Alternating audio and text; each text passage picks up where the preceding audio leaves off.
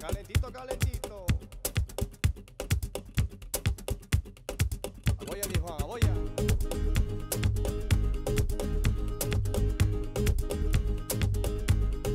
Ay, qué bueno, vamos. Wings, he stands there when the ball's been passed to him. He's in the wrong position the whole time. There is no desire in that team. And I've just had enough. He's a typical fan, isn't he? But if you're a pundit and you've got opinions like that, you've got to be able to back it up with facts. And look how many goals Giroud scored this season, you know.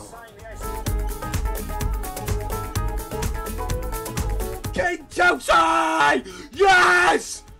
The game has just finished. I've just woken everyone up. I don't give a shit. We have freaking won. Oh my god.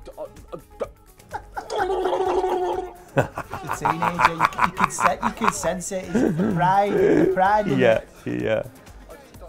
When you're young, football, it does it to you, doesn't it? Yeah. I've been there. Hey, it does it to you when you're your age, and it still does it to me when I'm my age as well. So, but yeah, you can. I was still crying when we won the Champions League when John Terry slipped. I thought he scored. I was still crying. My mate ran out the house. I don't want to watch, and he came back in where the house was screaming.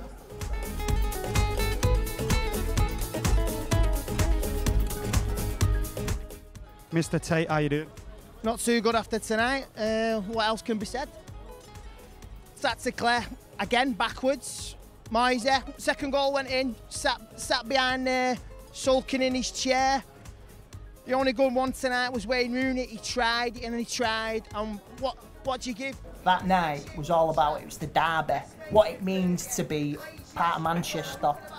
And for David Moyes to say, we aspire to be like Manchester City, that was the biggest insult to any Manchester United fan and the biggest compliment to Manchester City.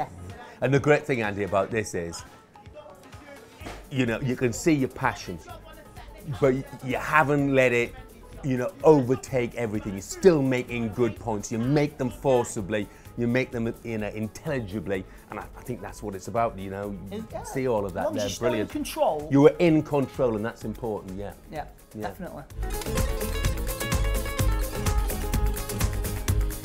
No, don't interrupt me. Why are you interrupting me? Have I finished?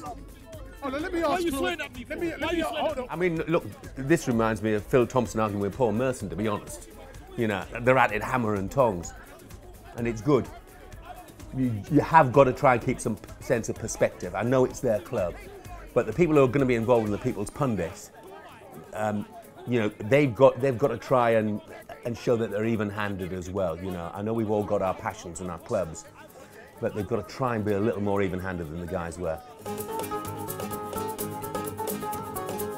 There's no shape, there's no formation, there's square pegs, there's round salt, there's absolutely bobbins.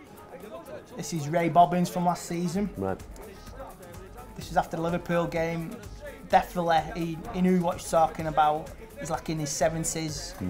Let's say I showed my dad this video, and they say he's seen it all from the 50s, Busby Babes, pre-Munich, after Munich. He knows everything about Manchester United up to the present day, definitely.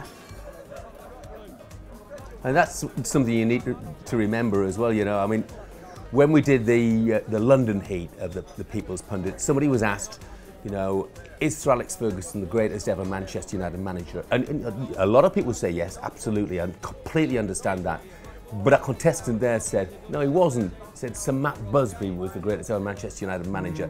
And he backed it up with facts and the such like. And that was pretty impressive, you know. So I think you've got to understand there have been, you know, different generations. Yeah. You've got different views.